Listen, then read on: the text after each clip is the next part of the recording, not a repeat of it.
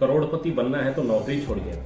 चलिए पहले एक छोटी सी एक्सरसाइज करते हैं। आप अपने शहर के किन्हीं 5 करोड़पतियों की लिस्ट मन में सोचिए। प्लीज इस स्टेप को मिस मत करिएगा, सोचिएगा जरूर। सोच लिया? अब बताइए इस लिस्ट में क्या कोई ऐसा भी है जो नौकरी पेशा है? शायद नहीं। इन सब में एक बात कॉमन होती है, लोग इनके यहाँ नौकरी करते हैं पर ये किसी के यहाँ नौकरी नहीं करते। ये सब उद्यमी हैं, एंटरप्रेन्योर हैं, बिजनेसमैन हैं, पर एम्प्लॉय नहीं है। आज की वीडियो बहुत जबरदस्त है और शायद आपके सोचने का नजरिया बदल सकती है, इसलिए लास्ट तक बिना स्किप किए इसे देखते रहें। वीडियो पसंद आए तो लाइक करें, चैनल पे अगर नए हैं तो इसे सब्सक्राइब करें, क्योंकि हम डेली लाते हैं बिजनेस, मार्केटिंग और मोटिवेशन से रिलेटेड वीडियोस। तो चलिए इस टॉपिक को शुरू करते हैं।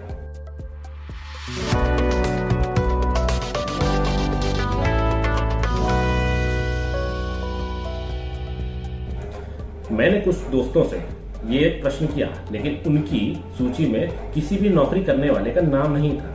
अब ये बात और है कि आप दिमाग पर जोर डालेंगे तो कुछ ऐसे लोग आपको जरूर मिल जाएंगे, पर इसमें से ज्यादातर के बाल या तो सफेद हो चुके होंगे या फिर पूरी फसल ही साफ हो चुकी होगी।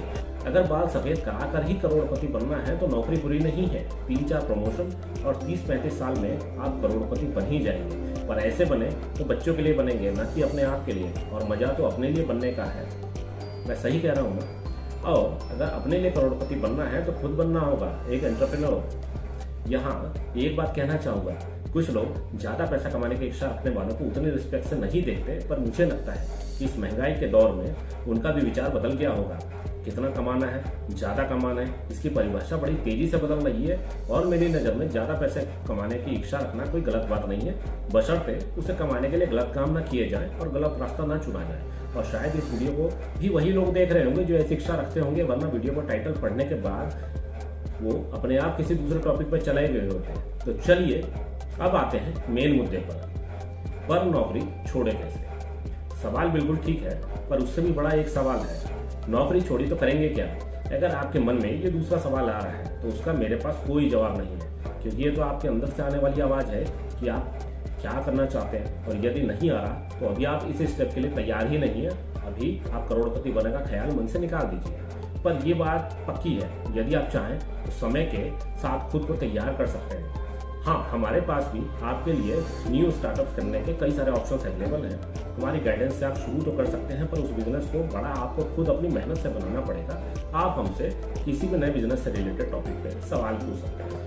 यदि आप उनमें से हैं जिनका कोई सपना है, जो कुछ बड़ा, कुछ महान, कुछ अपना करना चाहते हैं, तो आपको पहले प्रश्न के बारे में सोचना ही होगा, क्योंकि अगर आप अभी भी नहीं सोचेंगे तो आपके लिए ये सोचना और भी मुश्किल हो सकता है।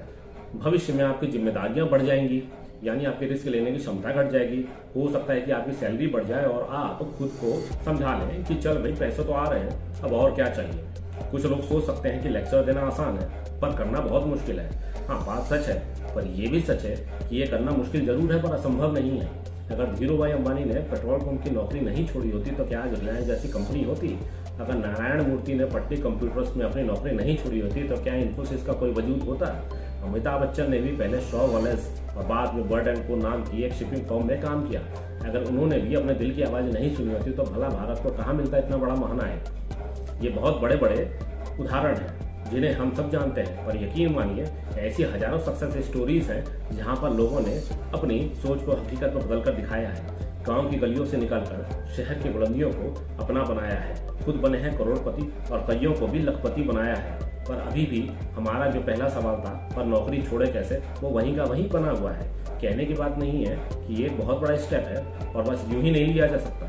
इस क्रांतिकारी कदम को वही उठा सकता है जिसके मन में कुछ अपना करने की तीव्र इच्छा हो और वो अपने प्लान को एग्जीक्यूट करने के लिए बहुत ज्यादा पैशनेट हो, जिसके अंदर वाकई में कुछ कर गुजरने की दीवानगी हो और वो इधर उधर की बातें ज्यादा नहीं सोचते, बस लग जाते अपने प्रयासों में। पर हम में से ज्यादातर लोग कुछ करना तो चाहते हैं, पर हमारे अंदर एक डर सा होता है कि कहीं हम फेल हो गए तो जो है वो भी चला जाएगा। ये डर वाजिब है, इसलिए मेरी समझ से बीच का रास्ता निकालना अच्छा साबित हो सकता है। जैसे कि कोई पार्ट टाइम बिजनेस, कोई साइड बिजनेस शुरू करते हैं।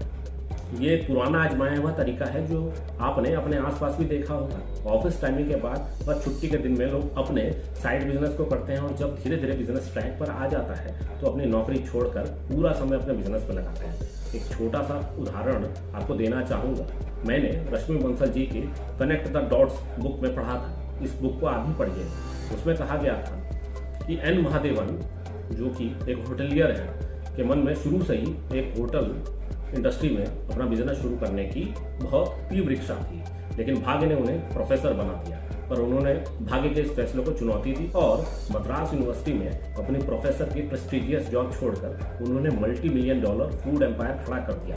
सुबह 9 बजे से शाम को 4:30 बजे तक पढ़ाने के बाद इन्होंने काम समझने के लिए एक और जॉब पकड़ ली।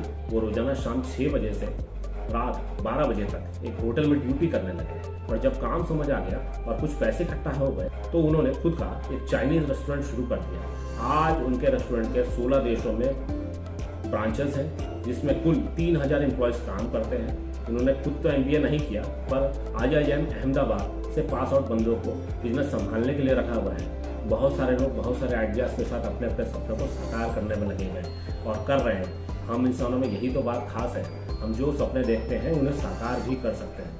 अंत में दोस्तों, आप लोगों को यही कहना चाहूंगा कि कोई रिस्क ना लेना ही जिंदगी का सबसे बड़ा रिस्क है, और अगर आप ये रिस्क उठा सकते हैं तो अपने दिल की आवाज़ सुनिए और अपने सपनों को साकार करने में लग जाइए।